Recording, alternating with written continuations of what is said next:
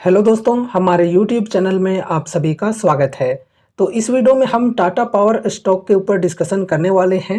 कुछ अपडेट्स हैं यहाँ पे कंपनी की फ्यूचर प्लानिंग को लेकर, वो डिस्कस करेंगे।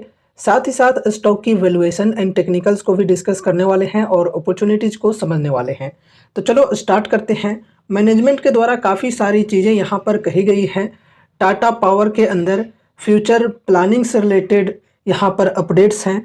देखो यहाँ पर कही जा रही है share of renewables in Tata power's profit to reach 5000 crore by FY30। कहने का मतलब ये है कि देखो टाटा पावर जो कंपनी है, इनका जो बिजनेस है ये एकदम डाइवर्सिफाइड बिजनेस है। काफ़ी सारे अलग अलग सेगमेंट्स में पावर जनरेशन का काम कंपनी करती है। लाइक रिन्यूएबल सेक्टर के अंदर तो है ही, साथ ही साथ थर्मल पावर जनरेशन या फिर हाइड्रो इलेक्ट्रिक पावर जनरेशन, काफ़ी सारे तरह तरह के सेगमेंट्स में पावर जनरेशन करने का काम कंपनी करती है। लेकिन यहाँ पर देखो, अगर हम सिर्फ रिन्यूएबल सेक्टर की बात करें, ग्रीन एनर्जी की बात करें, तो कंपनी की जो फोकस है इस सेक्टर पर काफ़ी बेहतरीन ढंग से है और कंपनी आगे चलकर पूरे के पूरे रिन्यूएबल सेक्टर के अंदर काम करना चाहती है। अब यहाँ पर रिन्यूएबल सेक्टर से रिलेटेड ही चीज़ें कही जा रही हैं कि इस सेगमेंट में जो प्रॉफिट है ये FY30 तक 5000 करोड़ तक पहुंच सकती है। ठीक है, ये चीज़ें यहाँ पर कही जा रही हैं। एंड यहाँ पर कैपेसिटी की बात करें तो देखो कही जा रही है Tata power will reach 23 gigawatt of clean power capacity by FY30 from the current 6.7 gigawatt, it said in an investor presentation on Friday. Friday के दिन एक इन्वेस्टर प्रेजेंटेशन में ये चीज़ें कही गई है कि टाटा पावर की जो क्लीन एनर्जी की सेगमेंट है, जिसमें अभी कैपेसिटी है ओनली 6.7 गीगावाट की, इसे भी यहाँ पर काफ़ी बेहतरीन तरीके से बढ़ाने की बातें कही जा रही हैं। काफ़ी बड़ी एम है कंपनी की। FY30 तक ये जो कैपेसिटी है ये कई गुना ज़्यादा बढ़ने वाली है। 23 गीगावाट तक ये कैपेसिटी पहुँचने वाली है। ठीक है, सिर्फ क्लीन एनर्जी कैपेसिटी की यहाँ पर हम लोग बात कर रहे हैं, ये ध्यान में रखकर चलना। अब यहाँ पर हम आगे बढ़ते हैं। Tata power which reported a net profit of 4100 crore in FY24 expects its bottom line to grow by 2.5 times over the next 6 years. The company expects its net profit to reach 10,000 crore by FY30 with the renewable segment contributing 50%. तो दोस्तों FY24 के अनुसार अगर हम बात करें तो company की नेट प्रॉफिट रही है 4100 करोड़ की। ठीक है, अब यहाँ पर एक्सपेक्टेशन है कि बॉटम लाइन जो है ये 2.5 गुने से बढ़ सकता है नेक्स्ट 6 ईयर्स में। ठीक है, बहुत अच्छी बात है। एंड प्रॉफिट की यहाँ पर बात करें तो एक्सपेक्टेशन है कि FY30 तक जो प्रॉफिट्स है ये 10,000 करोड़ तक पहुंच सकती है, जिसमें रिन्यूएबल एनर्जी सेगमेंट का कंट्रीब्यूशन होगा 50% का। यानी कि 10,000 करोड़ की जो प्रॉफिट रहेगी FY30 में, उसमें से 50% यानी कि 5,000 ओनली यहाँ पर अगर हम बात करें तो सिर्फ और सिर्फ रिन्यूएबल सेगमेंट से रहेगी, जो कि काफ़ी अच्छी बात है। ठीक है, इससे ये समझने को हमें मिलता है कि कंपनी की जो फोकस है ये रिन्यूएबल सेक्टर के ऊपर काफ़ी बेहतरीन ढंग से है। एंड उसके बाद देखो, रिन्यूएबल सेक्टर के ऊपर कंपनी काफ़ी ज़्यादा ध्यान दे रही है, तो डेफिनेटली कैपेक्स की तो ज़रूरत पड़ेगी ही। तो कैपेक्स को लेकर भी कुछ चीज़ें यहाँ पर कही जा रही है। At 1.25 lakh crore, Tata Power plans to double capex in green energy over the next 5 years. Mulls Nuclear Foray। देखो दोस्तों, कंपनी जो है ये 1.25 लाख करोड़ की कैपेक्स भी करने वाली है नेक्स्ट 5 ईयर्स में ग्रीन एनर्जी के सेगमेंट के अंदर। काफ़ी अच्छी बात है। एंड साथ ही साथ न्यूक्लियर पावर एनर्जी के अंदर भी ये जो कंपनी है ये अपने कदम बढ़ा रही है। इस सेगमेंट के अंदर भी कंपनी काम करने जा रही है, बहुत ही अच्छी बात है। ठीक है, अब यहाँ पर हम आगे बढ़ते हैं, रेवेन्यू के ऊपर डिस्कशन करते हैं।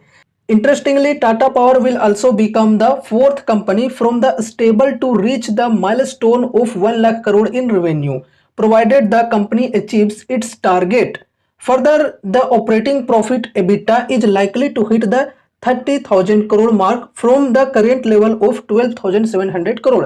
तो देखो, रेवेन्यू के अंदर एक्सपेक्टेशन है कि कंपनी जो है ये 1 लाख करोड़ तक की जो माइलस्टोन है इसे पूरी करे। एंड साथ ही साथ एबिटा की बात करें तो अभी 12,700 करोड़ की है, जिसे यहां पर बढ़ाकर 30,000 करोड़ तक पहुंचाने की एक्सपेक्टेशन है। ठीक है, तो काफी बड़ी एक्सपेक्टेशन है रेवेन्यू के अंदर, एबिटा के अंदर भी, साथ ही साथ नेट प्रॉफिट के अंदर। तो देखा जाए आगे किस प्रकार से चीजें होती हैं। एम तो काफी बड़ा है कंपनी का। अब यहां पर देखो नेक्स्ट क्या चीजें कही जा रही है, Tata power could double it's solar manufacturing capacity if needed.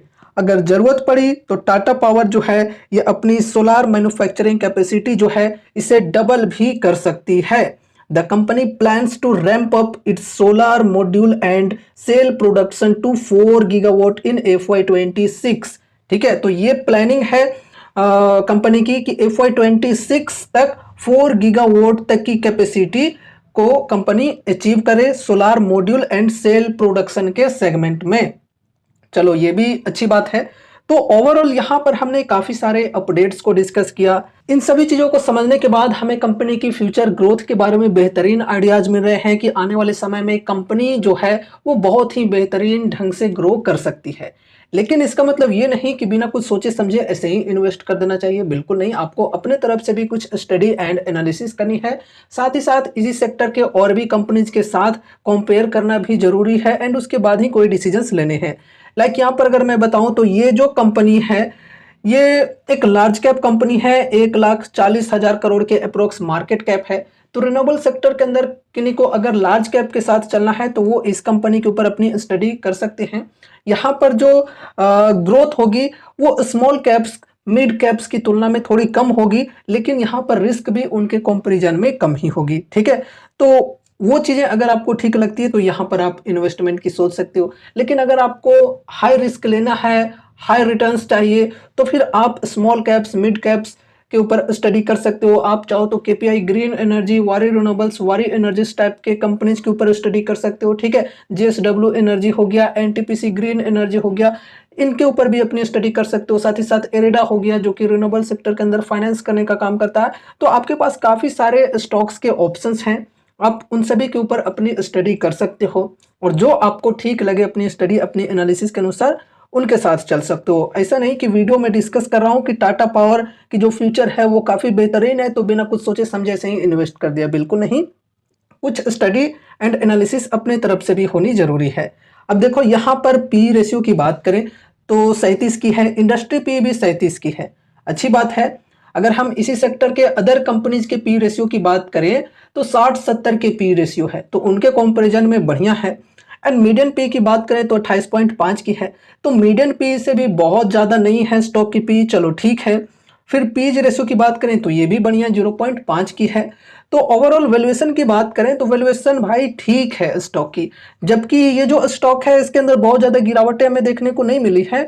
अपने 52 वीक हाई के लेवल से तकरीबन 10 से 12% की डिस्काउंट पर अवेलेबल है सिर्फ, फिर भी यहाँ पर वैल्यूएशन जो है ये बढ़िया है। और इसी सेक्टर के अंदर कुछ ऐसे स्टॉक्स आपको मिल जाएंगे जहां पर गिरावटें 40% 50% तक आ चुकी है, लेकिन फिर भी वहां पर वैल्यूएशन एक्सपेंसिव है। ठीक है, तो वैल्यूएशन को भी समझा करो। अब यहां पर टेक्निकल्स को डिस्कस करते हैं। ठीक है, देखो टेक्निकल्स के अंदर अभी हमें क्या इंडिकेशन मिल रही है। अभी देखो भाई हाई के लेवल पर है स्टॉक, है ना।